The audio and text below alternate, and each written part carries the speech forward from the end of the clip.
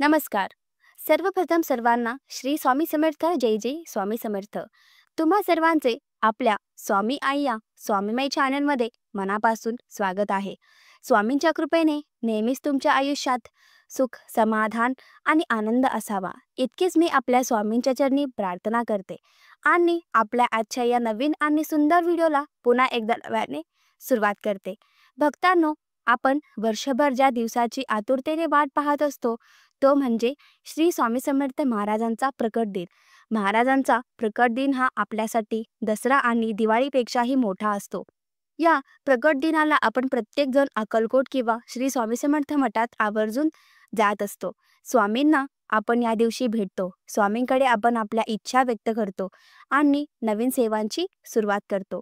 असंच आपल्या एका स्वामी भक्त ताईंनी देखील या दिवशी अक्कलकोटमध्ये स्वामींचे दर्शन घेतले, स्वामींची मनोभावी आराधना केली, स्वामींना आपली इच्छा सांगितली, स्वामींकडे आपल्या इच्छेची भिक्षा मागितली आणि अक्कलकोटमधून घरी आल्यावर 3 दिवस या ताईंनी कठोर तपस्या करत महाराजांची सेवा केली. आज महाराजांनी या ताईंना केलेल्या सेवेचे फळ बघा कसे दिले.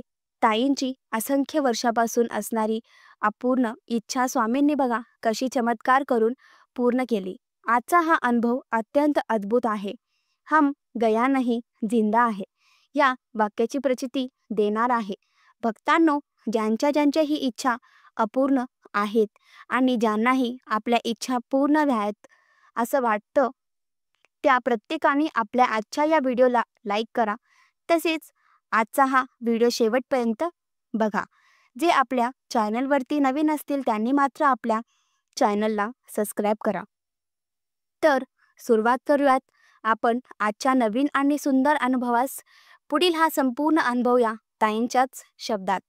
ताई म्हणतात, सर्वप्रथम सर्वांना जय जय स्वामी समर्थ. सद्गुरू स्वामी समर्थ. नमस्कार, मी सो कोमल केळकर आणि मी कराडमधून आहे. स्वामींची परमभक्त आहे.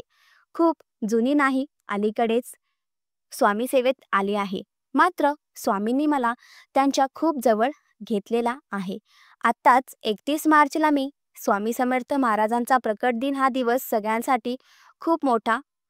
मी सुद्धा 30 मार्चमध्ये म्हणजे आदल्याच दिवशी माझ्या पतीला सांगितलं की मला यावेळेस महाराजांच्या प्रकट दिनानिमित्त काहीही करून अक्कलकोटमध्ये जायचं आहे.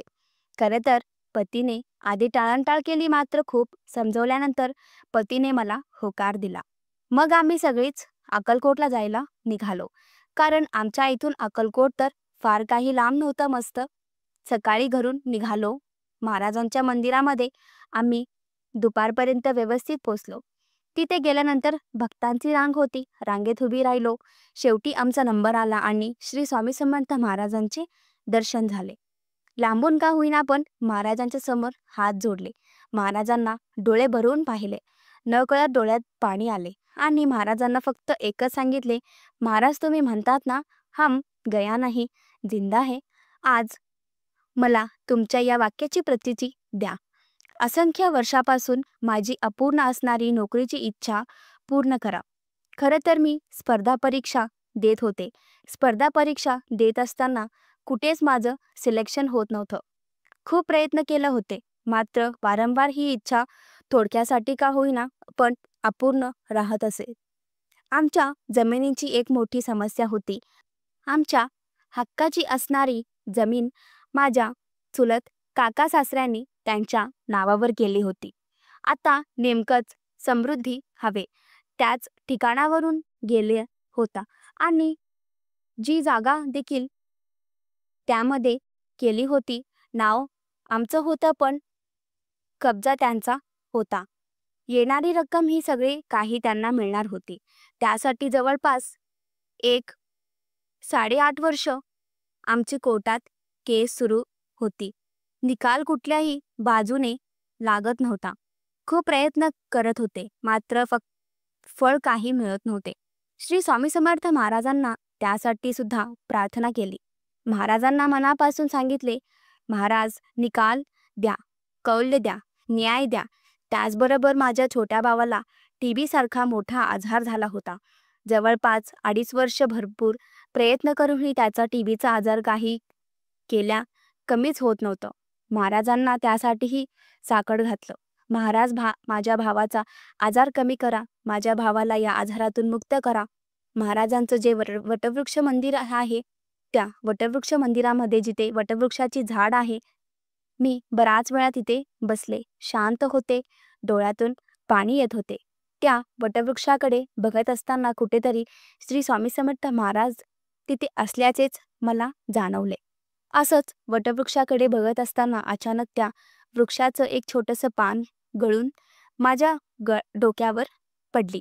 खरं तर आतापर्यंत अक्कलकोटला बऱ्याच वेळा गेले.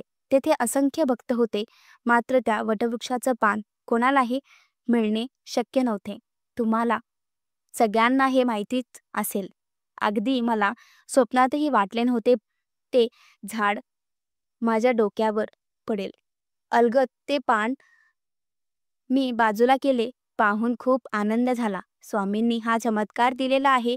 महाराजांकडे जसा मी कौल मागितले तो कौलच दिलेला आहे असे मला कळून चुकले. मग ते पान मी घेतले. आमचं दर्शन झालं. समाधी मठात गेलो आणि त्यानंतर मग आम्ही घरी आलो.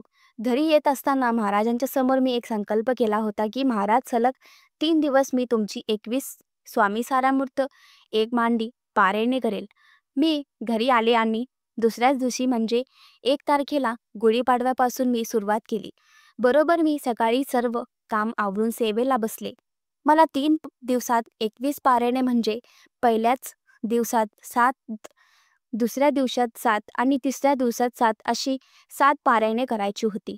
एक पारायण करत असताना 1.5 तास लागतो. त्यामुळे 7 पारायणे करत असताना मला एका जागी बसून जवळपास 12 ते 13 तास काढायचे होते. खरं तर घरच्याने विरोध केला, जपणार नाही, करू नकोस. मात्र तरीही मी सेवेला बसले, कारण स्वामीवर माझा विश्वास होता. पहिल्या दिवशी बरोबर 13.5 तास लागले आणि माझी 7 स्वामी सारामृत पारायणे पूर्ण झाली. पुन्हा दुसऱ्या दिवशी उजडला. पुन्हा सकाळी सर्व काही आवरले आणि त्यानंतर पुन्हा पारायणाला बसले. एक मांडी म्हणजे एकदा बसले की संपूर्ण पारायण झाल्याशिवाय उठायचं नाही. सेम त्याच पद्धतीने मी सकाळी 7ला बसले, संध्याकाळी 8 वाजले. 8 वाजता माझी पुन्हा दुसऱ्या दिवशीची 7 पारायणे पूर्ण झाली. त्या दिवशी थोडेसे डोके जड झाले, अशक्तपणा वाटत, कारण गेले 2 दिवस मी पूर्णपणे उपाशी होते.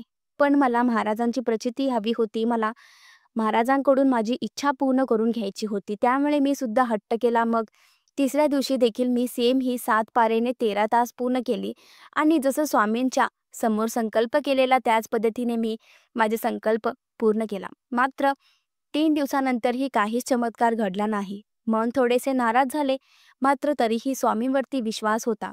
त्यांच्या पुढच्या 2 दिवसांनी तुम्हाला सांगते, अचानक कोर्टातून फोन आला. आम्ही ज्या वकिलांना सांगितले होते, इतके दिवस, इतकी वर्ष जे वकील आमच्यासाठी जमिनीवरून भांडत होते, त्या वकिलांनी फोन केला आणि आम्हाला सांगितलं की उद्या कोर्टात आपली केस आहे. आम्ही कोर्टात गेलो. त्या दिवशी गुरुवार होता आणि 8.5 वर्षा निकाल त्या दिवशी लागला होता. तो निकाल आमच्या बाजूने होता. आमची समृद्धी हवेत गेलेली जी जागा पडीत होती, त्यांचे आम्हाला सगळे पैसे मिळाले. खरं तर ती केस आमच्या हातातून 99% गेली होती. वकीलसुद्धा हरले होते. आम्ही आशाही सोडून दिली होती. पण अक्कलकोटमधून आले, पारायणाला सुरुवात केली आणि तुम्हा खरं सांगते, फक्त स्वामींनी काय चमत्कार केला हे आम्हालाही माहिती नाही, पण तो निकाल आमच्या बाजूने लागला. त्यांच्या पुढच्या 2 दिवसामध्ये माझ्या भावाची टीबीची ज्या हॉस्पिटलला ट्रीटमेंट सुरू होती, तिथे मला पुन्हा एकदा बोलावलं होतं. नेहमी त्याच्यासोबत मीच फेरा मारायचे. त्या दिवशीही गेले, रिपोर्ट काढले तर सगळेच आमच्या घरातले शॉक झाले, कारण ते सगळे रिपोर्ट यावीस नॉर्मल होते.